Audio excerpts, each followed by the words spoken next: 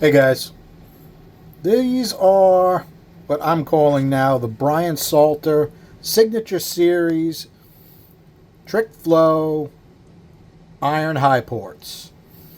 Brian got a good laugh out of it. And the reason I'm calling them the Signature Series Brian Salters is I took what I learned working with Brian and the Trick Flow 240s to improve these. Now these have had a bunch of issues. I've done a couple videos of these. I had to pay to have guides put in. The guides were completely fried. It needed some exhaust seats inserts, some intake inserts, and I paid an exorbitant amount of money to get the valve seats cut.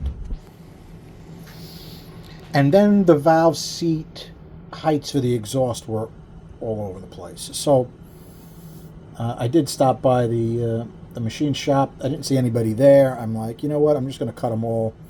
And they're pretty good now. There's just one that's a touch deeper. I'm not going to make all of them that deep just for that one. But there is someone who's interested in these. He's been asking about them here and there. Well, if he liked them before, I think he's going to like them even better now. So what did I do as far as taking some of the things that Brian and I talked about and implemented on the Trick Flow 240 CNCs? These are a much smaller port. These are only about 215 and much smaller valve. These are actually, last time you saw them these tested, I think I used a 2055 valve, but when you measure the seats really well, they're only a 202. Now, I know what instructions I gave the machinist to cut these for, and he really needs to write stuff down. In any case, we're going to leave them at 202s. Now, some of the things that Brian and I were talking about is textures in different spots, ball ratios, valve seat design, and I implemented some of that with this. And guess what? It's better on the intake and it's better on the exhaust than it was. So Brian's worth listening to. If you want to know exactly his theories on cylinder heads, he's got a bunch of great videos. You should definitely watch them. As far as what we got happening here, the Dykem looks really good. I mean, look at how much of a spread we've got on both sides of that guide. That looks really good. You do see some in the chamber. For some reason, this head flash rusts really quickly. That's only like 1 day's worth. Okay, we got a really nice spread on our bore adapter. We've got an excellent Dykem spread on our 202. It's nothing special. It's an old Ford 202 that I put a back cut on. I mean, if you look really closely, it had a different angle back cut on it before. Oh no, maybe not. Maybe that's just the 45 that I'm seeing. Don't worry. That's not a big deal either way. That's not going to make that much of a difference. Just a standard 1.6 exhaust valve, nothing special. Okay, this is actually really good. You do see some. I probably should have paid attention and used the right length plug. That was a mistake. And I do have to take the rest of these long threads out that aren't going to be used.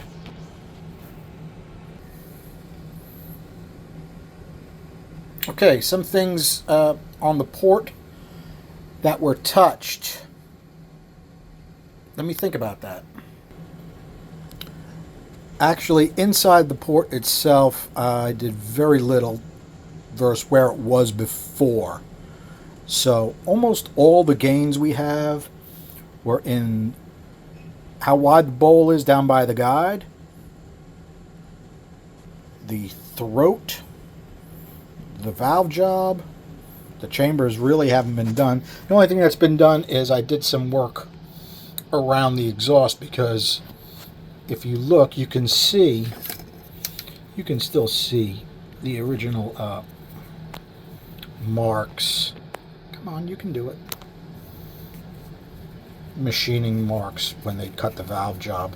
I could probably do a little bit better work on that, and you won't notice it.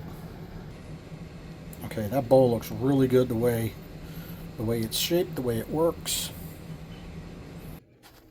Now, if you look up the older videos when I was working on this head, you'll know that I was not thrilled with this exhaust port at all. It just has a flat roof. It's very much like a big E7 port.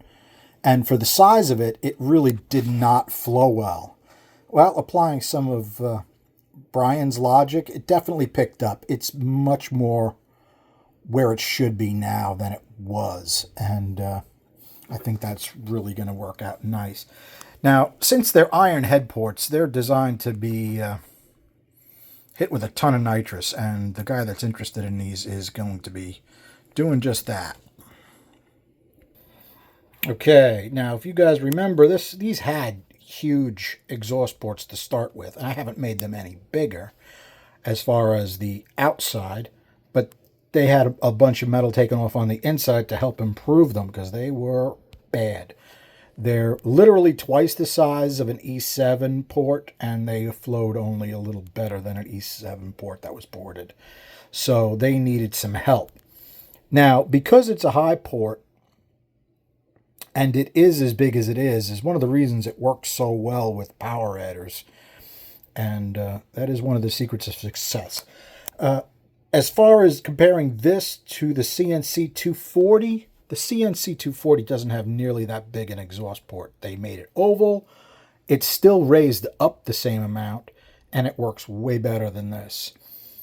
Now, after we did some work to it, these are more respectable, but as far as the intake flow, the 240 is going to outflow these. These have, like a 215 size port with a smaller valve. The one nice thing about iron, and if you're hitting it with a ton of nitrous, is it's a super heavy casting. It's 60 plus pounds. So it's not going to flex. It's going to be tougher to blow a head gasket. I would probably O-ring them anyway. But they do have some advantages. All right, we'll take a look at it from above. That looks damn good. I really like the way these are turning out. As far as some changes that were made earlier on, right? This has got a radius going into the exhaust, which does help. Not as much as you would think, but like DV says, it adds RPM and it lets the horsepower hold on a little bit more with no downside. So I like the way it is. It gives it a little more easier time to go down the port instead of the air wanting to go on this side and then hit that short side radius and then go up to the top, which tends to cause noise in the mid to low numbers. And this port actually does have a little bit of noise between 0.15 and 0.25. It's got a little bit of noise on the exhaust. The rest of it's pretty good. All right, I did not find the most recent flow test of this. You guys will have to go back and look in the archives at this head is you'll see it, catch a video of it here, and then you won't see it again for 6 months and catch another video, because it's one of those projects that's the only time I get to work on it is if I don't have anything else in the hopper, which really doesn't happen that often. I'm doing a lot of organizing, cleaning, packing, and shipping it lately. So one of the reasons I haven't been doing many videos. Take a look at what we got. We got a nice number at 300. We're topping out at 311. I think the best we did before was about 305. The exhaust I know is better. The exhaust was only about 200, and it was down here, and it was only like 208 or something. So the exhaust really picked up nicely. Yeah, we got a little touch of noise in here, but it's a crappy shape to begin with. But it does get it done when you hit it with nitrous. Let's take a look. The swirl, it has a steady swirl as we go up, steady, and by 0.7, it's a bit lower than I'd like, But if it's a power adder, you don't need a whole lot of swirl. Keep that in mind. In fact, you probably make a little more power with a low swirl number like this. As far as our pinch, really good top to bottom, very nice speeds. We probably could do some work on the roof. I know our numbers were better on the roof, but it didn't flow as much, so I'm going to take it as a win. And as far as our short side, relatively reasonable numbers on the short side. Fairly even from center of the cylinder and cylinder wall. You put a decent pipe on here. You got to put a 2-inch pipe because that exhaust port is huge. So we got 238.5. Not quite what the CNC 240 flows. Not quite what the CNC 240 flows. But it's a smaller port and not as good of an exhaust design. And you got to remember, the CNC 240s are like $1,700 a piece bare. Okay? You got to keep that in mind too. Now, I've said it before, they did a great job on the CNC 240. They really did. The air speeds were really good. Just the first test I did with them, I used Brian's modified valves, and they were pretty good. Let's take a quick look at our exhaust. Not completely dead in the center. As far as side to side, really good. A little bit lower on this side, a little bit higher in the center of the cylinder side. Very close. It's really working way better than it did before. Okay, and that has mostly to do with Brian's advice as far as throat ratio. Keep it in mind. Yes, I had the throat ratios really quite tight on these, and they are loosened up a bit, and they now work better. Is it really surprising? No, it's really not surprising. One of the nice things about working with somebody like Brian is that who's got tons of experience and doesn't mind getting into a conversation about things like this. You can take my ideas and his ideas and meet somewhere in the middle and come up a winner. As far as the Race Engine Challenge, I heard a rumor that the Mopar may not come. I don't know if it's 100% true. I hope it's not, because then it's just the Ford and the Chevy. That's not really what we want. Do your research on that, and if you know somebody that would build a 408 to 410 size Mopar, it's got to be 18-degree cylinder heads. Doesn't matter, there's some really good 18-degree cylinder heads out there. They would be just as good as those TrickFlow CNCs, 240s. So that would be fun. I'd rather have a competition with 3 instead of just 2. The 2 kind of takes the fun out of it. I'm not 100% sure I'll be able to be at the dyno. I have to get some surgery coming up soon enough. And it's not that big a deal, but it's going to put me on my back for probably about 6 weeks. So, no big deal. It's probably something I should have had done 20 years ago. And like the doc says, you're still healthy and in good shape, get it done now. So, not really going to talk about it, just going to mention it.